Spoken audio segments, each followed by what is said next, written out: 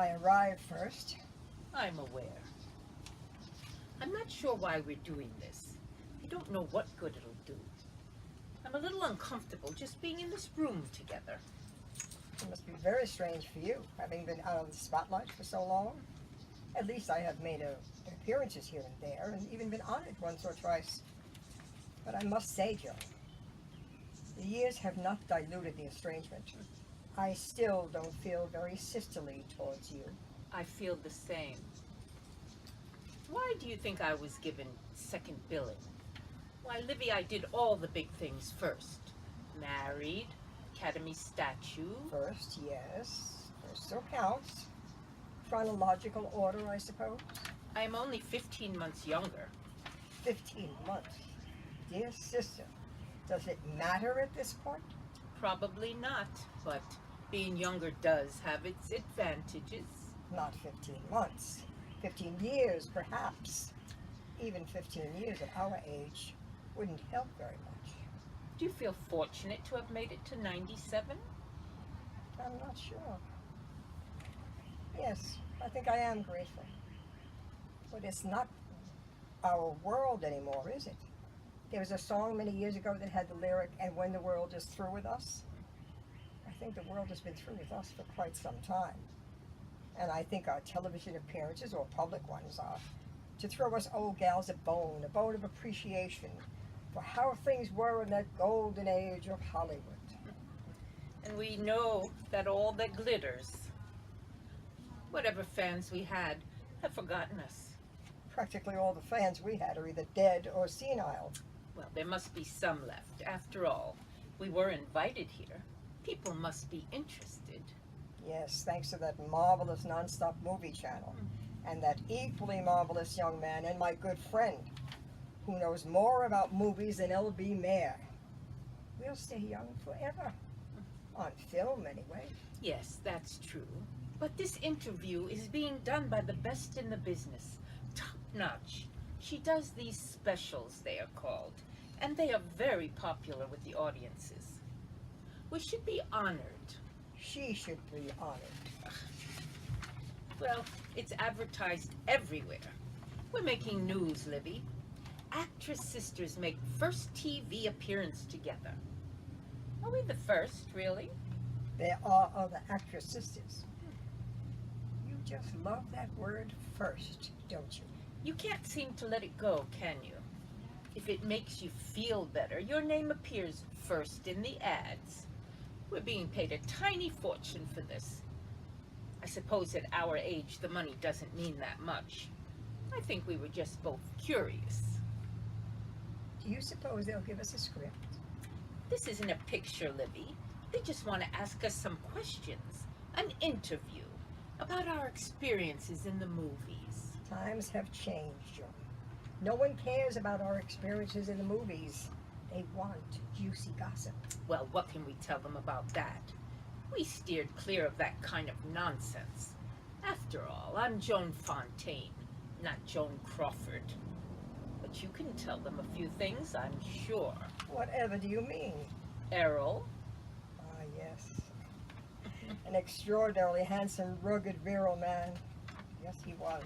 And a fine actor, too. We did 8 pictures together. I am aware. To my mind, Errol is the quintessential Robin Hood. I agree. But some like other beautiful people. His talent was overlooked. His work in Elizabeth and Essex was really quite fine. Yes, it was. Yours wasn't overlooked. My what? Your beauty. Oh, thank you, dear sister. And you have become quite a handsome woman yourself. You've never thought of me in those terms. You said that when you died, you would leave me all your beauty because I never had any. Did I say that? Oh, how wretched of me. Times change. We change. What was once important those many years ago, well left. Perhaps you were right. I was given the prestigious statue for playing a plain girl. You never played a plain girl. Oh, you're forgetting Melanie. Everyone wanted Scarlett, but I knew that Melanie was a great part. And you're forgetting Catherine. She was very plain. Catherine? Oh, yes, the heiress. Oh, you've worked with some very handsome and talented men yourself. Well, yes, but you were the smart one. Everyone knew that. You had gumption. You took on the studio and changed the contract system forever. I suppose that's true.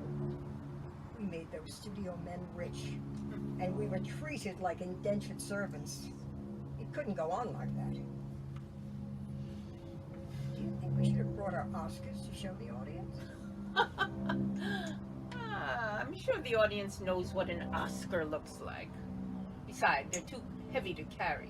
Yes, and I would have had to carry too. I'm aware. We still hold the record for Oscar-winning sisters. Does it matter? I'm sure it doesn't matter to you any more that I won mine first. Of course not. And I'm certain that it doesn't matter to you that I have two.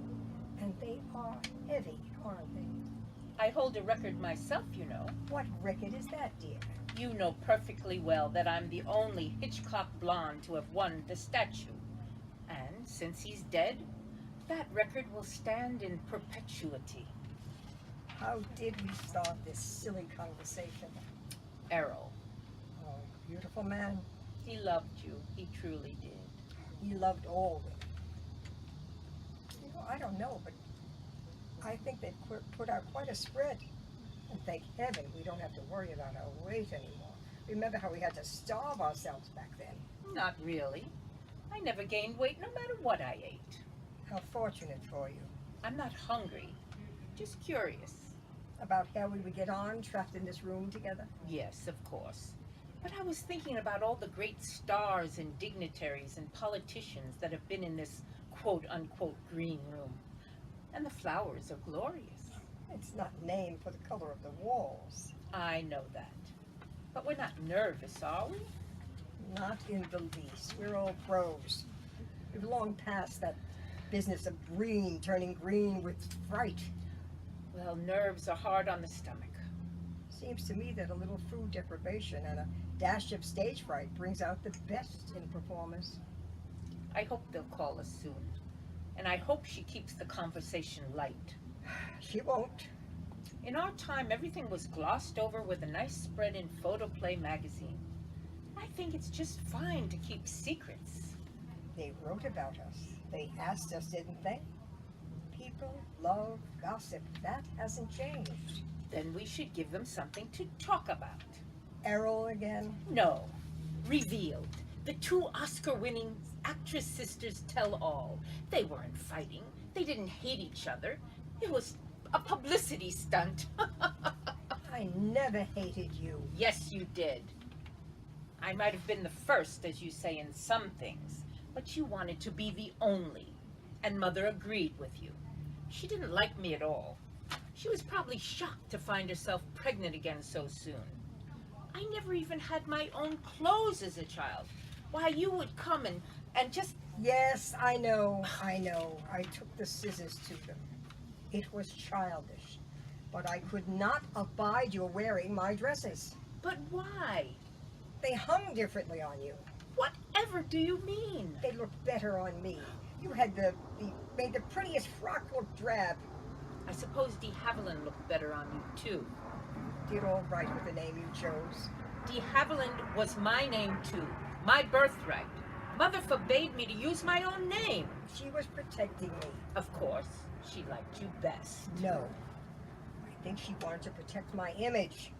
If you had failed as an actress using the name, the public might have been confused as to who was the success and who was the failure. You might have brought us both ruin. But I didn't fail, did I? That gypsy fortune teller was right when she told me to take Mother's husband's name. I would have stuck with Joan Burfield, the name the studio gave me when I started out. And as I said, you did quite well with Fontaine. Even Mother, following my Oscar win, tried to resurrect her own stage career by using Fontaine. Didn't quite work for her. She hadn't worked in many years. It was very difficult to start over. She wanted everyone to know that it was her daughter who won the Oscar. Her other daughter. The one she kept in the shadows until 1942. I think it was the only time she ever acknowledged me. but only for selfish reasons. Mother was very concerned about you. She brought us from Tokyo to California for your sake. You were an extremely sickly child. Yes, that's true. And ironic. Mother married that horrid George Fontaine, a tradesman, who tried to run our home like he ran the department store. Yes, he was awful. But he provided for us. And his steady job allowed us to study the arts. Our lives would have been very different on the other side of the world. No one would have ever known the famous actress sisters. Oh, we may have done some stage work with Mother's help. Or I might have studied the law like Father. It was Mother who taught us elocution. And it served us well. My goodness, how I wanted to be an English teacher. I couldn't possibly imagine it now. Perhaps you might have chosen to teach school here. You played the perfect Jane Eyre. Thank you.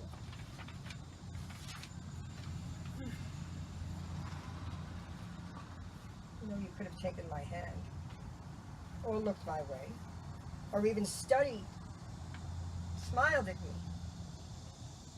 I was offering my sincerest congratulations. What? At the ceremony in 1942. Oh, that. I suppose I can tell you the truth now. Yes? I was afraid that if I approached you, you would have greeted me with scissors in hand, ready to cut up my dress in front of the entire Academy of Motion Picture Arts and Sciences. Don't be silly. You weren't wearing my dress. You were jealous, admit it. We were in a cutthroat business, dear.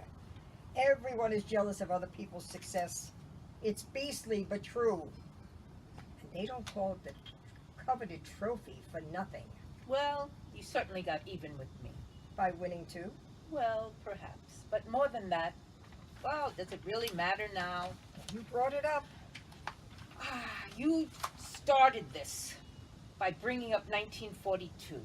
What's the matter, sister? Can't remember your lines? My memory is as clear as glass.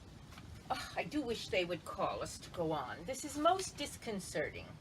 I do believe that this is the longest we've ever been in a room together. And this is the most we've ever said to each other.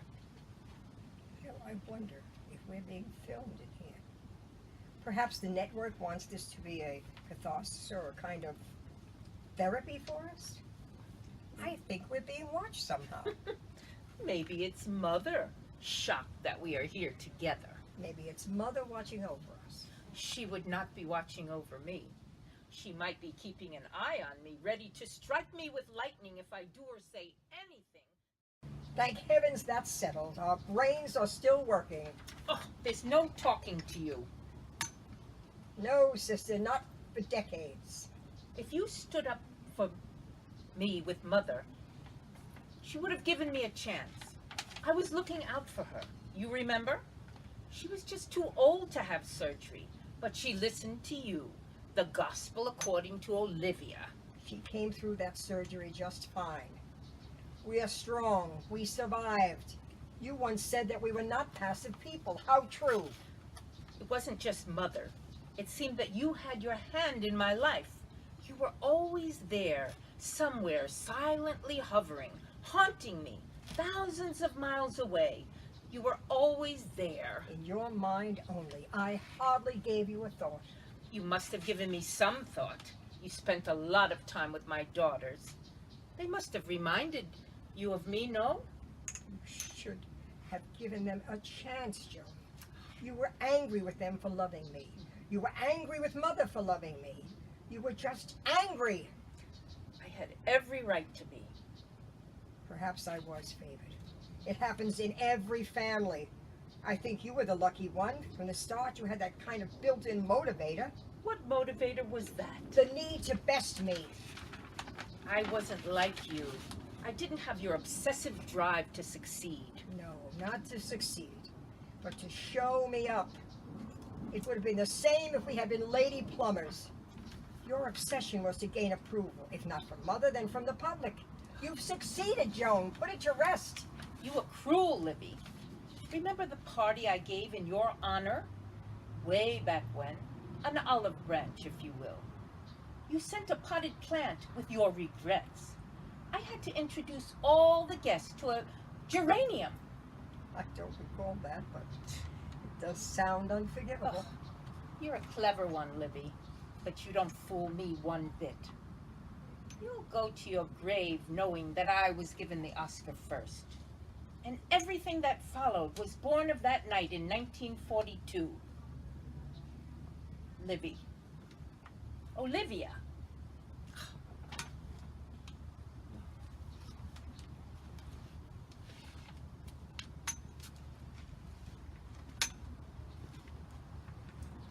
Joan Fontaine, Academy Award-winning actress, has passed away at the age of 96.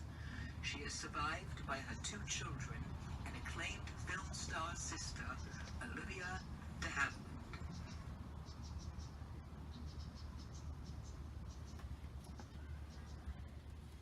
Still doing the big things first, sister dear.